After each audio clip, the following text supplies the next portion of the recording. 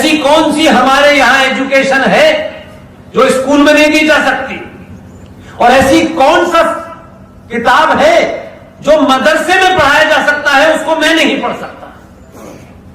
अरे मदरसे में कौन सा विशेष कोर्स पढ़ाया जा रहा है यार? हम भी तो पढ़ना चाहते हैं। कि तुम सिर्फ उन्हें ही पढ़ाना चाहते हो? इसलिए अगर दौड़ लगनी है और विचार होना है और कंपटीशन होना है, तो भारतीय राजनीति में पहली बार, मेरे बुजुर्ग यहां बैठे हैं, वो भी मुझसे ज्यादा जानते होंगे, मैं इस बदलाव को पहली बार अपनी आंखों से देख रहा हूं। इसलिए पूरे तौर पर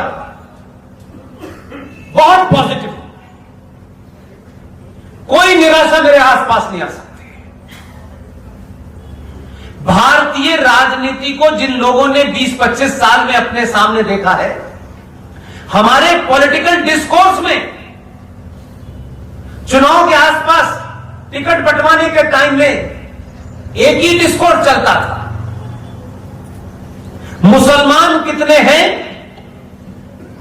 मुसलमानों के लिए कौन कौन सी राहत की चीजें दी जाएंगी, मुसलमानों के वोट प्राप्त करने के लिए क्या क्या किया जाएगा, और उसके अलावा वोट फिर यादव का चाहिए, कुछ ब्राह्मणों का चाहिए, कुछ ठाकुरों का चाहिए, कुछ बनियों का चाहिए, ऐसा ये डिस्कोर्स था।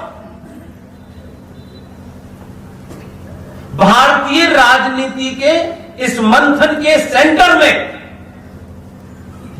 पहली बार भारतीय राजनीति के केंद्र में सनातनी हिंदू आ गया है।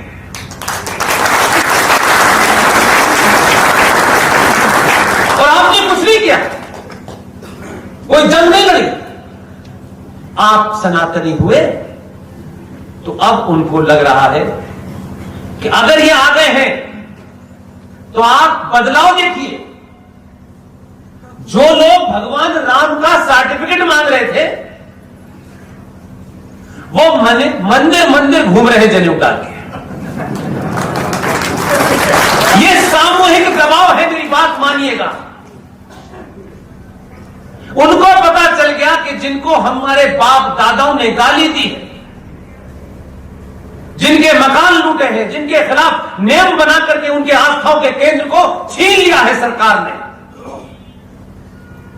आप भीड़ भी हैं अगर, तो भीड़ का भी सही इस्तेमाल करने वाला आ गया है। इसलिए वो जानता है कि ये भीड़ है, इसमें सभी 24 कैरेट के सनातनी नहीं है, अभी बहुत सारे इसमें अगर मगर करने वाले लोग हैं। आपने कुछ बदला हो या ना बदला हो, सरकार बदली, सरकार को मुबारक। मैं मानता हूं भारतीय सनातनी समाज को पहली बार अपने होने का एहसास हो गया है। उसे अपनी पहचान से अब शर्म नहीं आती, और इस बदलाव को देखना है तो आपके इस उत्तराखंड के इस इलाके में एयरपोर्ट पे मैं जब उतरा, मैंने बहुत बच्चों के, जो यंग बच्चे, फैशनेबल बच्चे, एकदम हमारे से ऐसा लगता है कि ये हमारे बच्चे हैं कि नहीं।